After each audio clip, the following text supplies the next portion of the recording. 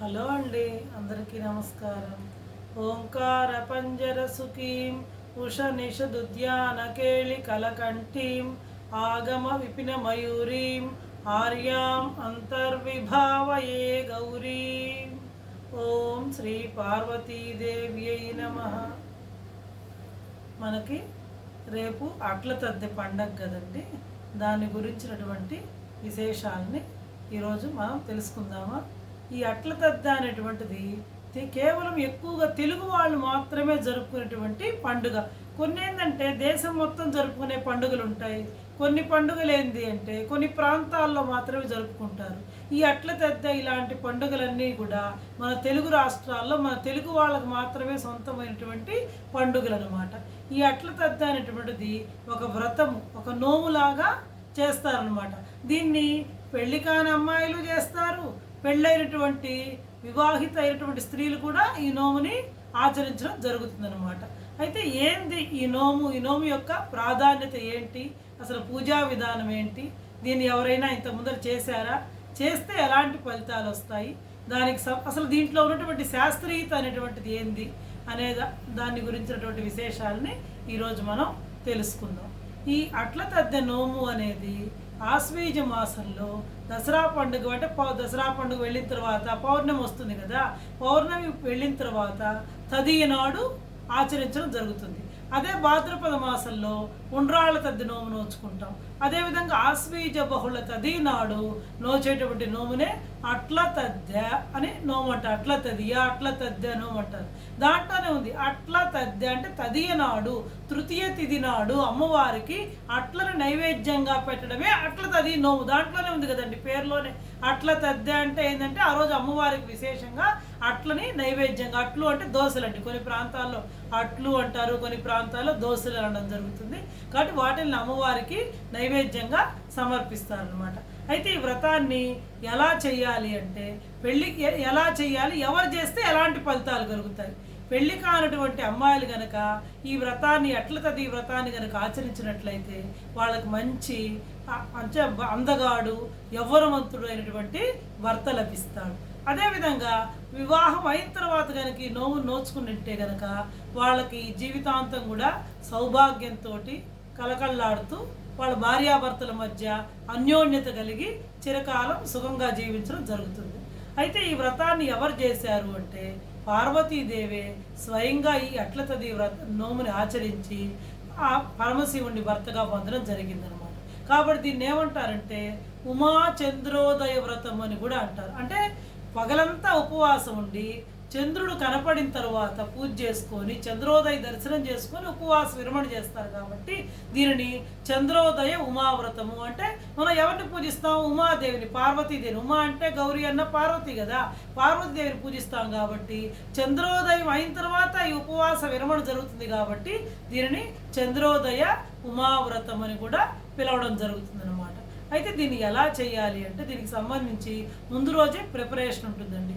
ముందు రోజు సాయంత్రము కొంతమంది ఏం చేస్తారంటే ఈ వ్రతం ఉండేటువంటి వాళ్ళు ముందు రోజే ముత్తైదువులకు ఏం చేస్తారంటే వాళ్ళ ఇంటికి వెళ్ళి వాళ్ళు తలగబోసుకోవడానికి కుంకుడుగాయలు లేదా ఈనాటి కాలమాన పరిస్థితులకు అనుగుణంగా షాంపూను లేదా వాళ్ళకి సునిపిండి కొంచెం నూనె నలుగు పెట్టుకొని శుభ్రంగా తలస్నానం చేయడానికి అవన్నీ వాళ్ళ ఇంటికి వెళ్ళి ఇచ్చేసి వస్తారనమాట. రేపు మా ఇంటికి వాయినానికి రండి అని చెప్పి ముందు రోజు సాయంత్రమే వాళ్ళ ఇంటికి వెళ్ళి ఇచ్చేసి ఇంకా గోరింటాకు కూడా బాగా రుబ్బి మెత్తగా గోరింటాకు కూడా ఇస్తారు, పెట్టుకొని రండి అని చెప్పేసి.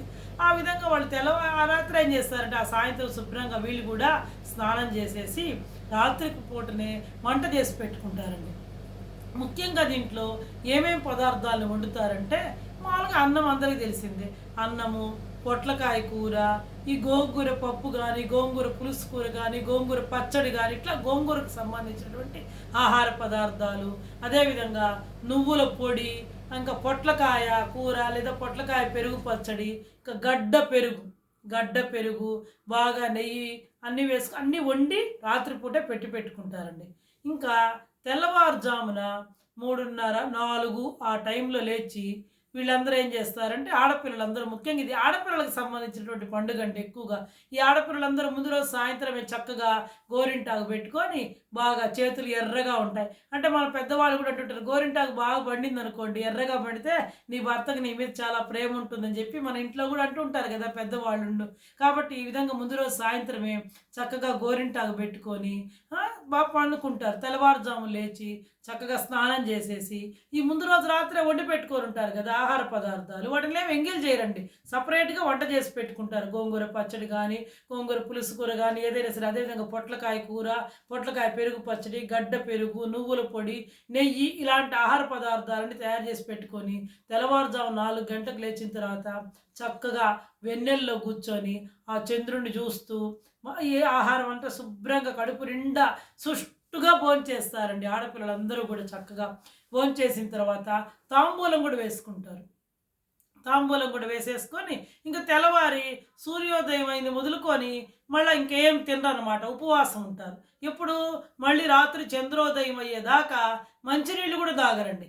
అందుకే తాంబూలం వేసుకుంటారు. ఎందుకంటే తాంబూలం వేసుకుంటే ఎక్కువ దాహం కాదు, ఆ నీరు ఊరుతూ ఉంటుంది కదా మనకి, అందుకని దాహం కాదు, ఆకలి కాదు. ఈ తెల్లవారుజామునే కడుపు నిండా సుష్టుగా ఇవన్నీ వేసుకొని ఈ గోంగూర పచ్చడి కానీ, గోంగూరకు సంబంధించినటువంటి ఏదైనా సరే ఎవరికి ఏది వీలైతే అది అవన్నీ వేసుకొని పొట్లకాయ కూర, కంది పచ్చడి ఇలాంటివి చేసి, నువ్వుల పొడి, గడ్డ పెరుగు, బాగా నెయ్యి వేసుకొని సుష్టుగా భోంచేసేస్తారు. కడుపు నిండా ఉంటుంది కదా, ఇంకా ఏం ఆకలి కాదనమాట. ఇంక వాళ్ళు తెల్లవారింది మొదలుకొని మళ్ళీ సాయంత్రం పూజ అయిపోయి మళ్ళీ చంద్రుడిని చూసేంత వరకు ఇంకా మంచినీళ్ళు కూడా తాగరు.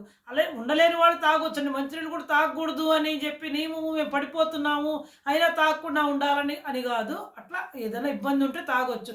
అందుకే దానికి విరుగుడుగా మన వాళ్ళు ఏం చెప్పారంటే తాంబూలాన్ని, తమలపాకులు తాంబూలం వేసుకోమన్నారు. అవి వేసుకుంటున్నట్ల మనకు ఆకలి కాదు, దప్పిక కాదనమాట. కాబట్టి ఈ విధంగా ఇంక పగలంతా ఈ ఆడపిల్లలు ఏం చేస్తారంటే, వెనకటి రోజుల్లో అయితే తోటలు ఉండేవి కదా, చెట్లు, అలా తోటల్లోకి వెళ్ళి చక్కగా ఉయ్యాళ్ళు ఊపుకుంటూ, పెద్ద పెద్ద ఉయ్యాళ్ళు స్పీడ్గా ఊపుకుంటూ, ఎగురుకుంటూ, గంతుకుంటూ, అంటే మానసికంగా శారీరకంగా కూడా వాళ్ళకి ఒక ఉల్లాసంగా ఉంటుందన్నమాట యువతలకి. అది పెళ్లి కాని వాళ్ళు, పెళ్ళైన వాళ్ళు, వదిన మరదళ్ళు, వరుస అయినటువంటి వాళ్ళు తమాషగా మాట్లాడుకుంటుంటూ అలా సాయంత్రం దాకా చక్కగా ఆడుకుంటూ ఉంటారనమాట. చాలా ఆరోగ్యంగా, ఉత్సాహవంతంగా, సరదాగా మాట్లాడుకుంటూ, ఉయ్యాలు ఊపుకుంటూ, పరిగెత్తుకుంటూ అట్లా ఆ తోటల్లో చెట్లలో ఆడుకుంటారు. ఆడుకొని సాయంత్రం అయిన తర్వాత మళ్ళీ ఇంటికి వచ్చేసి మళ్ళీ స్నానం చేసిన తర్వాత ఒక పూజకు ముందుగానే మనం ఏ పండగన్నా మాకు తెలిసిందే కదండి, అందుకని ప్రత్యేకంగా చెప్పలేదు.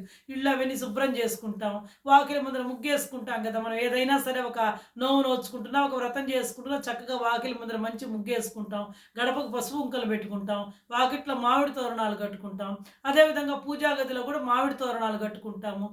అక్కడ ఒక పీట వేసుకొని ఆ శుభ్రంగా పీటకు పసుపు రాసేసి దాని మీద చక్కగా పద్మం ఇలాంటి ముగ్గులు వేసుకొని పసుపు కుంకుమ చల్లుకొని దాని మీద ఏంటంటే ఏదో ఒక వస్త్రాన్ని పరిచి దాని మీద బియ్యం పోసుకొని దాని మీద పసుపుతో గౌరీదేవి విగ్రహం ఉంటే గౌరీదేవి విగ్రహం పెట్టుకోవచ్చు, లేదంటే చక్కగా పసుపుతో గౌరీదేవిని చేసుకొని ముందుగా వినాయకుడిని పూజించాలి కదా, కాబట్టి పసుపుతో వినాయకుడిని చేసుకొని ముందుగా వినాయకుడికి పూజ చేసి లఘువుగా పూజ చేసుకొని ఆయనకి బెల్లం ముక్క నైవేద్యం పెట్టి ఆ తర్వాత వినాయకుడిని ఉద్వాసం చెప్పి పక్కనే పెట్టుకొని తర్వాత పసుపుతో గౌరీదేవిని చేసుకొని అమ్మవారిని చక్కగా ఆవాహన చేసి అమ్మవారికి షోడశోపచారాలతో పూజ చేసుకొని తర్వాత అంగ పూజ చేసుకొని తర్వాత చక్కగా గౌరీదేవి అష్టోత్తరం, మనం శ్రావణ మంగళవారంలో కూడా మంగళ గౌరీ అష్టోత్తరం చేసుకుంటాం కదా, అదేవిధంగా గౌరీదేవి అష్టోత్తరాన్ని చేసుకొని పూజ చేసుకొని అమ్మవారికి అట్లు అంటే ముందు రోజే మనము నానబెట్టుకుంటాం కదా, ముందు రోజు రాత్రే మనము స్నానం చేస్తాం కదా, స్నానం చేసి వంటంతా చేసుకునేటప్పుడే బియ్యం పప్పు నానబోసి పక్కన పెట్టుకొని పొద్దున్నే కనుక మనం మిక్సీ పట్టుకోవడము ఏదో ఒకటి చేస్తాం కదా, ఏదో రుబ్బుకోవడం, వెనకటికి రుబ్బుకునేవాళ్ళు, ఇప్పుడు రుబ్బేవాళ్ళు ఎవరున్నారండి. కాబట్టి చక్కగా మిక్సీ పట్టుకొని పెట్టుకుంటే సాయంత్రానికి ఆ పిండి పులుస్తుంది, కానీ ఆ పులిసిన పిండితోటి అట్లు వేస్తారనమాట. ఈ విధంగా ఈ వ్రతాన్ని ఎన్ని సంవత్సరాలు చేస్తారంటే 10 సంవత్సరాలు చేయాలన్నమాట. 10 సంవత్సరాలు చేసిన తర్వాత అప్పుడు ఉద్యాపన చేసుకోవాలన్నమాట దీనికి. ఈ విధంగా ఒక ముత్తైదువుని పిలిచి అది కొన్ని ప్రాంతాచారాలను బట్టి, కొన్ని ఇద్దరి ఇంటి ఆనవాయితీలను బట్టి ఉంటుందండి. ఈ వ్రతాన్ని మామూలుగా ఏందంటే, ఈ స్త్రీల వ్రత కథల పుస్తకంలో ఈ ఉద్యాపనం అనేది ఎట్లా ఉందంటే, 10 సంవత్సరాలు నొయ్యాలి నోముని. ప్రతి సంవత్సరం కూడా పెళ్ళైన తర్వాత నోచేవాళ్ళు పెళ్ళైనప్పటి నుంచి 10 సంవత్సరాలు నోయాలి. పెళ్లి కాకముందరి నుంచి నోచిన వాళ్ళు తర్వాత ఉద్యాపన చేసుకోవచ్చు. ఈ విధంగా 10 సంవత్సరాలు ఈ ఉదయం నుంచి ఉపవాసం ఉండి, సాయంత్రం చక్కగా పూజ ఇందాక నేను చెప్పినట్టుగా వినాయకుడు, గణపతిని పూజ చేసుకుని, తర్వాత అమ్మవారికి షోడశోపచారాలతో పూజ చేసి, ఒక 10 అట్లు పోసి నైవేద్యం పెట్టి అమ్మవారికి, ఆ తర్వాత ఇంకొక 10 అట్లని పోసి, అది ఒక ముత్తైదువుని పిలిచి, ఆమె కూడా ముందు రోజే మనం ఇచ్చుంటాం కదా మనము. ఆ ఇచ్చిన ఆమె వస్తుంది, ఆ ముత్తైదువుకు తాంబూలము, శక్తి ఉంటే చీర, జాకెట్టు ఇవన్నీ పెట్టుకొని, పసుపు కుంకుమ అన్నీ పెట్టి, ఆమె కాళ్ళకు పసుపు పూసి చక్కగా బొట్టు పెట్టి, ఆమెకి ఈ అట్లని దాని మీద ఒక చిన్న బెల్లం ముక్క, కొంచెం నెయ్యి పెట్టి ఆమెకి వాయనంగా ఇస్తారనమాట. ఆ విధంగా 10 సంవత్సరాలు చేసిన తర్వాత 11వ సంవత్సరం, 10 సంవత్సరాలు పూర్తయిన తర్వాత 11వ సంవత్సరం ఏం చేస్తారంటే, 10 మంది ముత్తైదువులు పిలిచి ఒక్కొక్కళ్ళకి 10 అట్లు చొప్పున నైవేద్యం వాయనం ఇస్తారనమాట. ఒక్కొక్కళ్ళకి 10 అట్లు, అట్లా 10 మంది ముత్తైదువులకి వాయనం ఇవ్వడం జరుగుతుంది. అమ్మవారికి నైవేద్యం పెట్టినవి వాళ్ళ కుటుంబ సభ్యులు ఆహారంగా స్వీకరిస్తారనమాట. స్వీకరించి వ్రతాన్ని అంటే ఉపవాసాన్ని విరమణ చేయడం జరుగుతుంది అనమాట. ఉదయం నుంచి ఉపవాసం ఉంటారు కదా, ఇంకా మంచినీళ్ళు కూడా ఆ తెల్లవారుజామున 4:30, 5 లోపల తిన్న అన్నమే కదా వాళ్ళకి. మళ్ళీ పగలంతా ఇంకేం తినరు అనమాట. తినకుండా ఈ ఆడుకుంటూ ఎగురుతుంటూ చేసేటప్పటికి వాళ్ళకు కూడా ఏం తినాలనిపించదు అనమాట. కాబట్టి అంతగా ఉండలేనటువంటి వాళ్ళు చక్కగా ఏదైనా పాలు పండ్లు స్వీకరించవచ్చు. ఇదంతా కూడా ఒకళ్ళు చెప్పేది కాదండి. మన ఆరోగ్య స్థితిని బట్టి, మన శక్తిని బట్టి, మన మానసిక స్థితిని బట్టి మనం నిర్ణయించుకోవాలి. అంతేగాని ప్రతిదీ కూడా ఇలాగే చేయాలి, అలాగే చేయాలంటే ఒకళ్ళకి వీలవ్వచ్చు, వీలు కాకపోవచ్చు. కానీ ఉపవాస నియమం అలాంటిది. కాకపోతే ఆకలి కాదు. ఎందుకంటే తెల్లవారుతో మనం సుష్టుగా తినేసి ఉంటాం కదా, ఇవన్నీ వేసుకొని తిని తాంబూలు వేసుకుంటాం కాబట్టి మనకి దప్పిక కాదు, ఆకలి కాదు. చూడండి, మనం కూడా ఏదైనా ఒక పని చేసేటప్పుడు ఒక దీక్షగా చేస్తున్నాం అనుకోండి, ఆకలి అనిపించదు. ఎప్పుడు అనిపిస్తుంది? ఏ పని చేయకుండా ఖాళీగా ఉంటేనే మనకు ఆకలి అవుతుంది, తిందాం అనిపిస్తుంది. ఈ విధంగా 10 సంవత్సరాలు చేసిన తర్వాత 10 మంది ముత్తైదువులను పిలిచేసి ఒక్కొక్కళ్ళకి 10 అట్లు చొప్పున పసుపు, కుంకుమ, గాజులు అన్ని ముత్తైదువులకు సంబంధించిన సామాన్లన్నీ, చీర శక్తి ఉంటే చీర, జాకెట్టు లేదంటే జాకెట్ పెట్టి వాళ్ళకు వాయనం ఇచ్చి, తర్వాత వాళ్ళకి భోజనం పెట్టి ఈ నోవుని ఉద్యాపన చేయడం జరుగుతుంది. ఇది ఈ విధంగా అట్ల తద్ది రోజున ప్రతి ఒక్కళ్ళు కూడా దీన్ని ఏమంటారంటే, అంటే చంద్రోదయం అయిన తర్వాత చంద్రుడిని దర్శించుకొని ఈ వ్రతాన్ని, ఉపవాసాన్ని విరమణ చేస్తారు కాబట్టి దీనిని చంద్రోదయ ఉమావ్రతము అంటారు.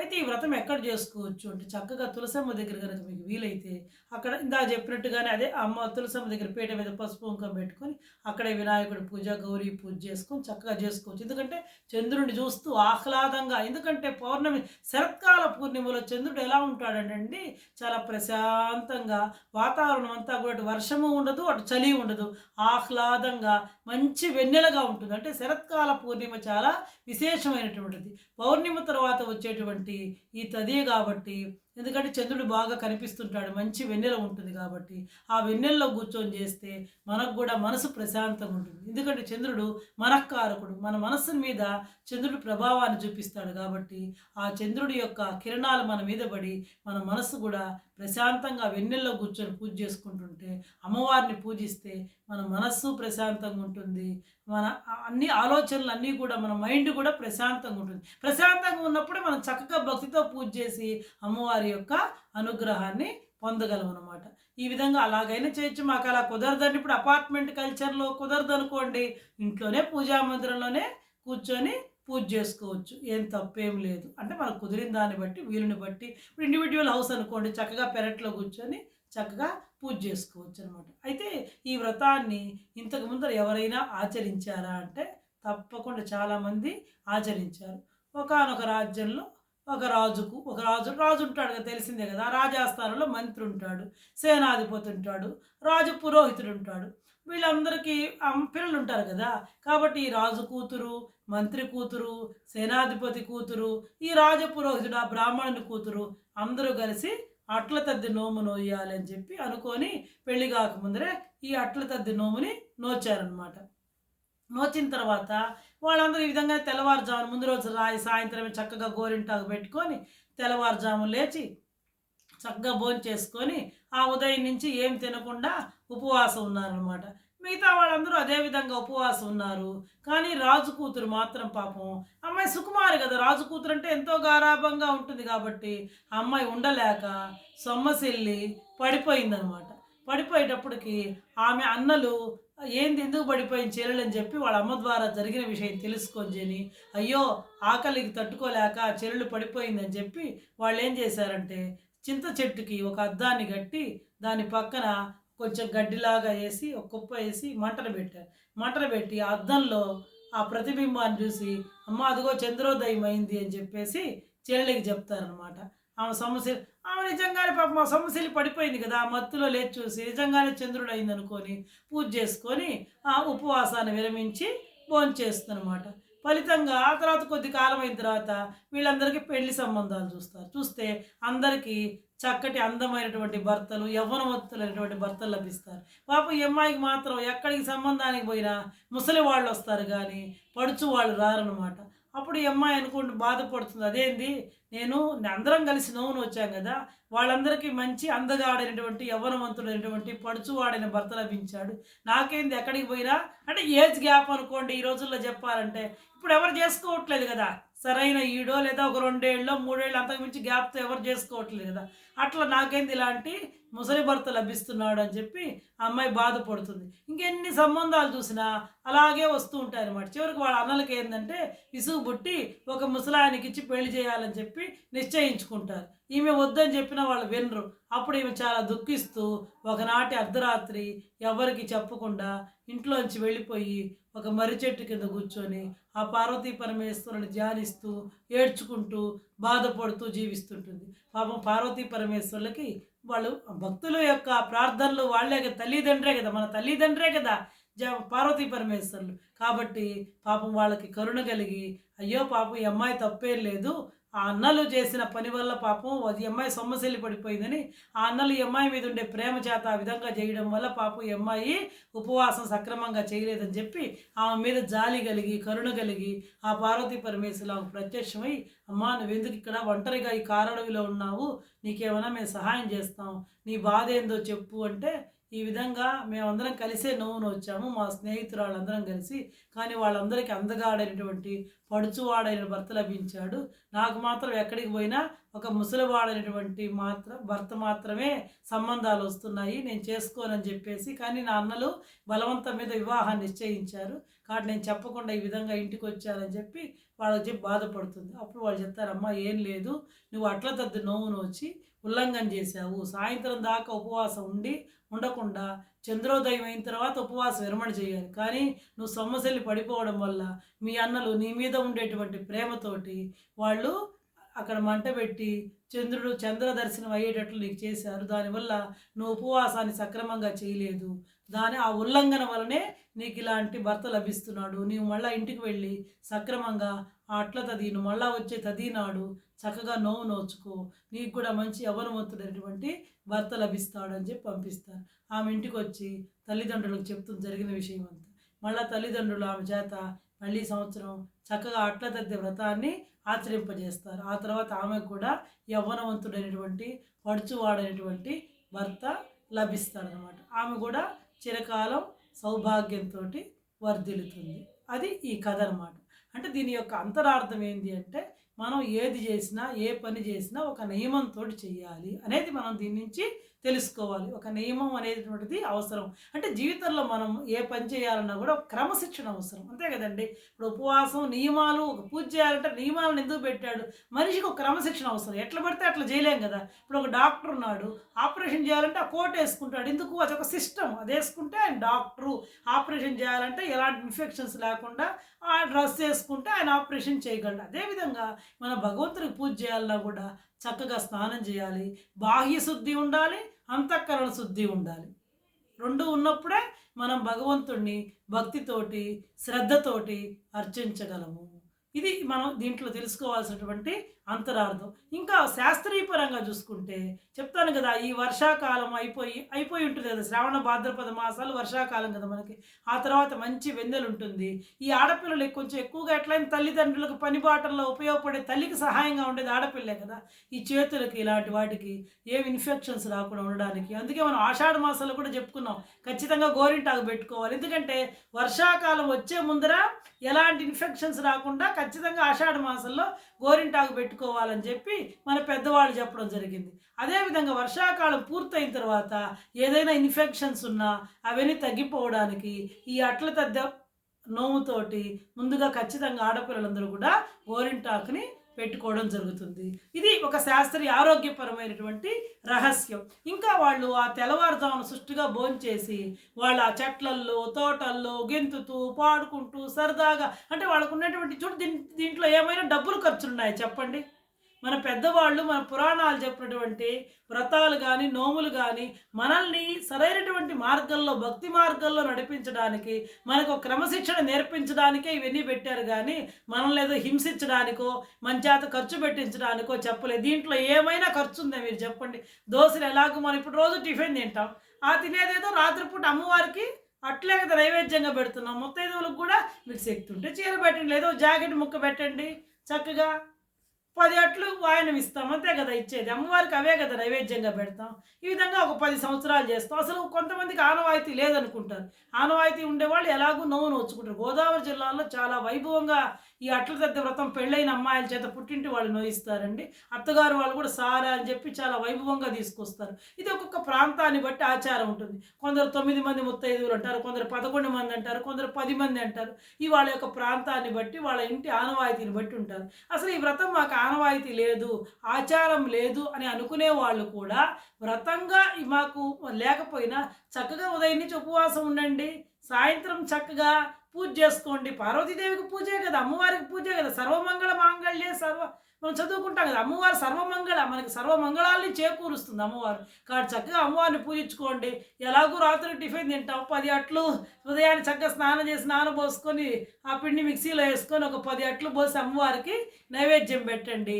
ఎవరికైనా పెట్టండి, మీరు తినండి, అంతే కదా. దాంట్లో ఏం ఖర్చు ఉంది?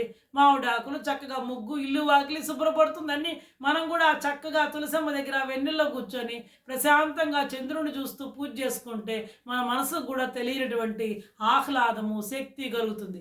ఈ ఉదయం అంతా ఆడుకోవడం వల్ల వాళ్ళకి శారీరకంగా అదొక ఎక్సర్సైజ్. ప్రత్యేకంగా ఆ రోజుల్లో ఎక్సర్సైజులు అనేవి ఏం లేవు కదండి. చక్కగా గెంతుతూ పాడుతూ ఆ ఉయ్యాలు ఇంతంత స్పీడ్గా ఊపుకుంటూ ఉంటే అదే వాళ్ళకి సంతోషం, మానసికంగా సంతోషం. ఇంకా పెద్దగా అరుచుకుంటూ తేలినటువంటి ఆనందం అనేది వాళ్ళల్లో వెల్లివిరుస్తుంది అనమాట. ఈ సంతోషమే సగం బలం కదా, మన పెద్దవాళ్ళు సామెత చెప్పారు కదా. కాబట్టి ఇవే మనకు శక్తినిస్తాయి. ఇదే అమ్మవారు మనకు చెప్పినటువంటి ప్రకృతి స్వరూపం. అమ్మవారు ఎక్కడుందండి? ప్రకృతే అమ్మవారు. ఇదే కదా మనకు చెప్పింది. మన పెద్దవాళ్ళు ఏ నోవుని చెప్పినా ఏది చెప్పినా, వినాయక చవితి దేంతో పూజిస్తాం? పత్రే. ఆయనే మన కోట్లు ఖర్చు పెట్టి పూజ చేయమని చెప్పలా, మనకి చుట్టుపక్కల దొరికే పత్రితోటే పూజ చేయమన్నాడు. అదేవిధంగా దసరా నవరాత్రులు అమ్మవారు శక్తి స్వరూపిణి, మనకి ఏవి లభిస్తాయో ఆ పూలతోటి పూజ చేయమనింది అమ్మవారు. శక్తి ఉంటే కొని పూజ చేయొచ్చు, లేదు మనకి సందులో ఎనకటి ఇళ్లలో ఏంది, ఇల్లు చిన్నదిగా ఉండేది, సందులో చెట్లు ఎక్కువగా ఉండేవి, బిలవ దళాలు, మారేడు దళాలు ఇవన్నీ చక్కగా పూజ చేసుకునే వాళ్ళు అమ్మవారికి.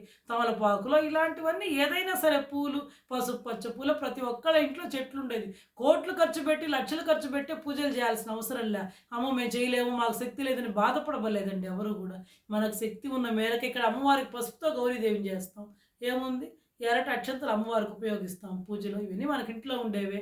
అట్లు నైవేద్యం పెడతాం, ఒక 35కి వాయనం ఇస్తాం. ఆ విధంగా 10 సంవత్సరాలు చేసుకుంటాం. తర్వాత ఉద్యాపన చేసుకుంటాం. లేని వాళ్ళు కూడా మీకు ఇంట్రెస్ట్ ఉంటే, శక్తి ఉంటే, లేదు మీ పక్కన ఎవరైనా చేసుకుంటే చక్కగా వాళ్ళతో పాటు కలిసి మీడుగుల గోరింటాకు పెట్టుకొని తెల్లవారుజామున వాళ్ళు కూడా వెనకటి రోజులు ఏంటంటే ఒకరికొకరు ఆ విధంగా వాళ్ళకి లేదనుకోండి, అమ్మ నువ్వు కూడా మా ఇంటికి రానేవాళ్ళు, వాళ్ళకు కూడా చక్కగా తెల్లవారుజామున వాళ్ళ పిల్లలతో పాటు అన్నం పెట్టేవాళ్ళు.